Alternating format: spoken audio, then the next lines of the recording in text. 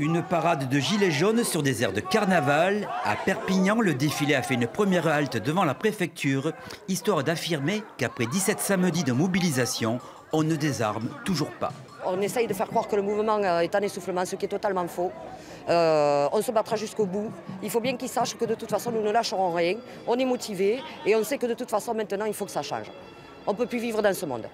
Dès le début d'après-midi, les gilets jaunes se sont rassemblés sur les allées Mayol. Même sous des apparences festives, certains restent cependant pessimistes sur l'issue du prochain grand débat national. Il y aurait un espoir si on n'avait pas vu la pratique du gouvernement depuis le début.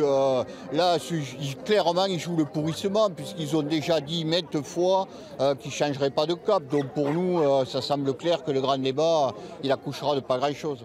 Autre lieu symbolique pour la deuxième halte de la manifestation, le tribunal, pour dénoncer cette fois les arrestations abusives et pointer du doigt un manque d'équité.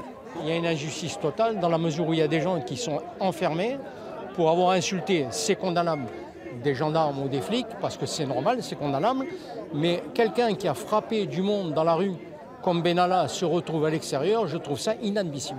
La manifestation s'est ensuite dirigée vers la place de Catalogne, puis l'hôtel de police, pour terminer vers 17 h à la gare de Perpignan.